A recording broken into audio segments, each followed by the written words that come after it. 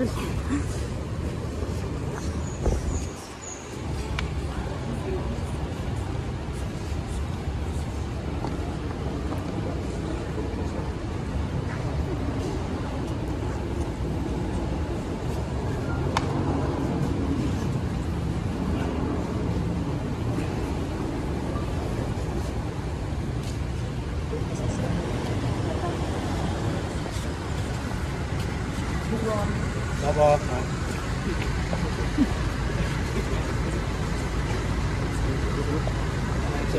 Amat jauh Mbak ya?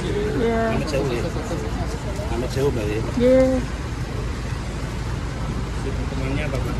Saya bisa tetap antar Mbak Jai sih.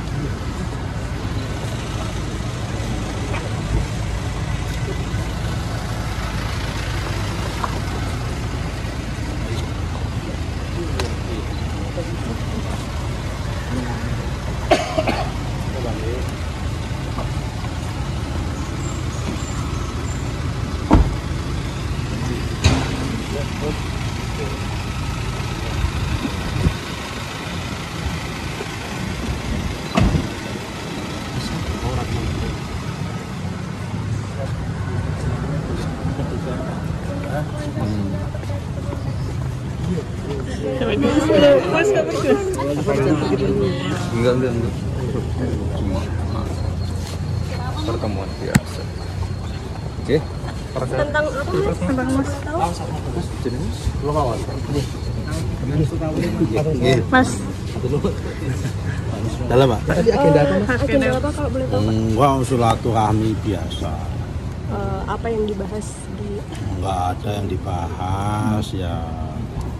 Wong namanya pas main beliau ada acara di sini soal mampir silaturahmi. Ada pembicaraan politik. Mbah Munib kok politik, Mbah Munib ya ndonga.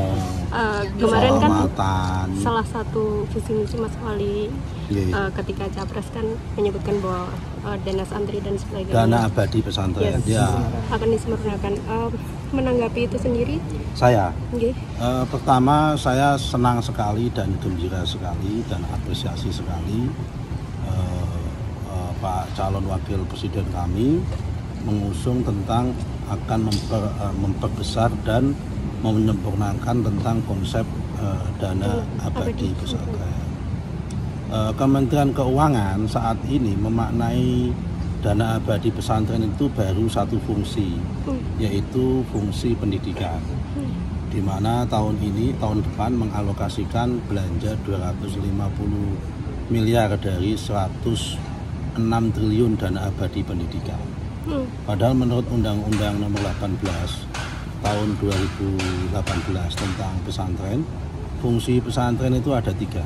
Pertama fungsi pendidikan, yang kedua adalah fungsi dakwah, yang nomor 3 adalah fungsi pemberdayaan masyarakat. Dengan demikian kalau Mas Wapres, ya kan, Mas Cawapres ini mengusung tentang konsep dana abadi pesantren dengan lokus dan spektrum yang lebih luas. Tidak bisa disimplifikasi bahwa dana abadi pesantren itu hanya sekedar fungsi pendidikannya. Kenapa demikian? Karena pesantren sudah terbukti sejak Indonesia sebelum merdeka sampai sekarang mempunyai kontribusi yang sangat signifikan dalam mencetak karakter kehidupan bangsa, pendampingan masyarakat dan dakwah di kalangan masyarakat. Karena di pesantren ini tidak hanya komunitas pendidikan tapi community society di dalamnya. Nah karena itu guna menjamin keberlanjutan model pemberdayaan masyarakat, model pendidikan dan model dakwah dalam rangka menyebarkan Islam yang rahmatan lil alamin, yang mempunyai nilai-nilai kebangsaan yang tinggi, maka perlu dipikirkan keberlanjutan masa depan pesantren itu melalui dana abadi pesantren yang spektrumnya jauh lebih luas. Tadi membahas terkait itu enggak dalam pertemuan?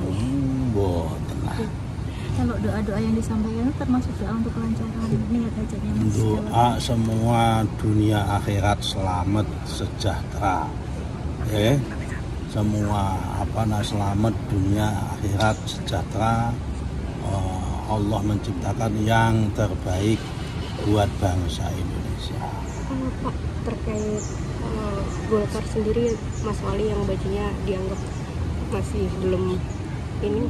Saya sudah pernah berkali-kali sampaikan bahwa posisi Golkar tidak dalam posisi untuk memaksa, apalagi meng-fait accompli Mas Gibran untuk berbaju kuning. Kami kasih kesempatan dan kasih keleluasaan Mas Gibran ini mengambil keputusan mana yang terbaik. Kalau memang Mas Gibran ini adalah ingin mengayomi semua partai-partai yang ada, kita juga bersyukur alhamdulillah. Fokus kami hari ini adalah bagaimana cara memenangkan Pak Prabowo dan Mas Gibran, bukan bagaimana cara merayu atau mengambil atau dalam petik membajak Mas Gibran dari PDIP ke Golkar, tidak dalam posisi itu. Tapi keinginan dari para kader sendiri seperti apa? Keinginannya ngasih kesempatan dan keleluasaan sama Mas Gibran. Ada beberapa, meskipun ada beberapa kader yang ingin Ya, 1-2 orang yang model-model begitu kan pasti ada.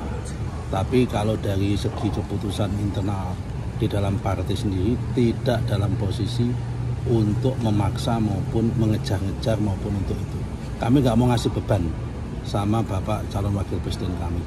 Kami sedang berpikir tidak memikirkan itu, memikirkan bagaimana caranya untuk menang.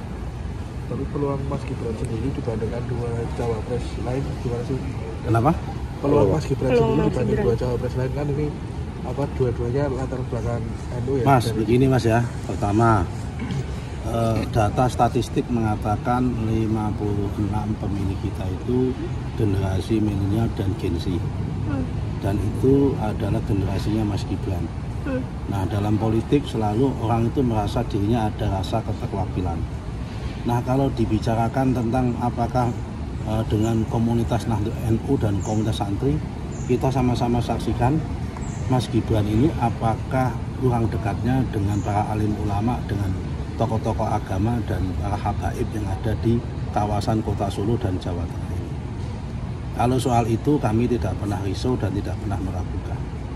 Memang beliau tidak pernah mondok pesantren, tapi perilakunya beliau, behavior beliau, tindakan beliau sudah mencerminkan kehidupan para santri yang itu lulusan pondok pesantren. Mungkin pesantren kehidupan jauh lebih mengena dan bermulazamah atau berinteraksi dengan para kiai dan para ulama serta berandap ansor dengan beliau itu ternyata lebih mengena daripada yang lain. Saya tidak pesimis dan saya optimis bahwa Mas Gibran mempunyai daya terima yang sangat luas di kalangan masyarakat Nahdlatul Ulama. Bisa dikatakan fokusnya kepada santri yang lebih milenial untuk Enggak juga. disasar. Ya namanya kalau di masyarakat santri itu kan masih ada budaya ketawaduan terutama kepada para kiai dan para kasepuhan. Saya yakin para kasepuhan NU itu juga sangat bisa menerima keberadaan Mas Gibran. Buktinya tadi alhamdulillah Mbah Munib sama-sama sampean tahu beliau itu ketua Dewan Syuro PKB Jawa Tengah loh. Ya kan? Dan sangat dihormati di Jawa Tengah ini, sangat karismatik di kawasan Pantura dan di Jawa Tengah. Itu juga mendoakan dan merestui daripada Mas Gibran. Dan insya Allah setelah kunjungan ini nanti Mas Gibran pun juga akan berkunjung ke pondoknya.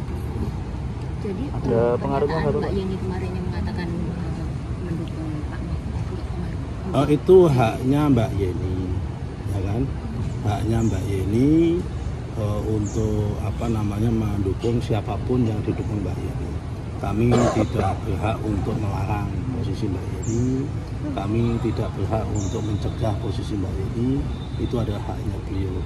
Tetapi Mbak Yeni juga tidak bisa mencegah dan melarang para kiai-kiai, para warga NU yang mendukung Mas Gibran.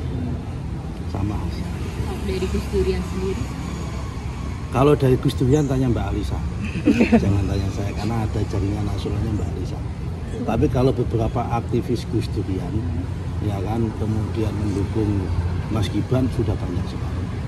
Hampir semua relawannya Mas Gibran yang tergabung dalam relasi Gibran, relawan santri Mas Gibran, kemudian relawan Nusantara 08 dan sebagainya ini sebagian besar adalah teman-teman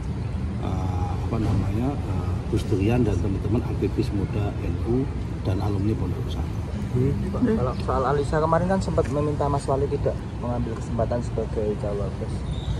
Permintaan Mas Wali itu Mbak Alisa kita hormati. Itu juga haknya Mbak Alisa.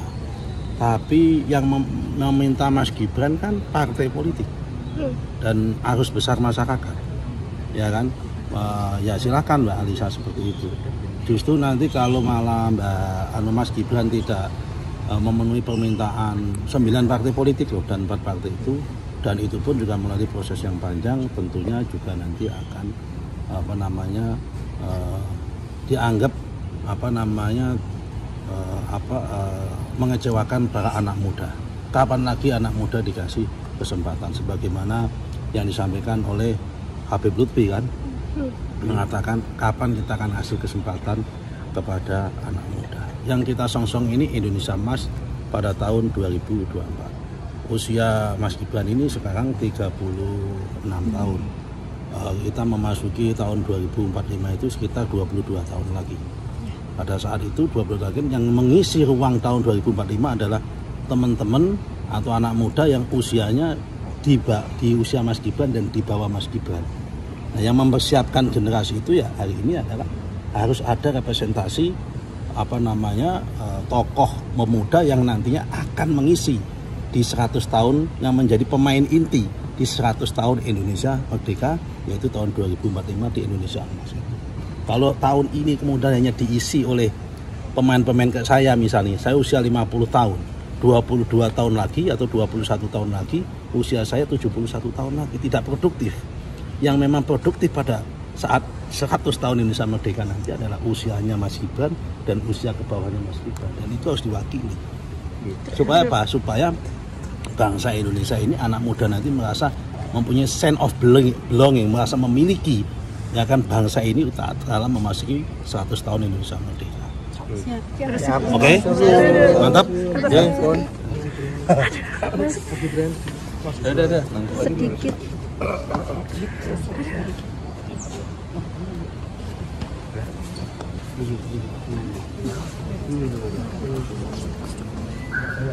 Iya.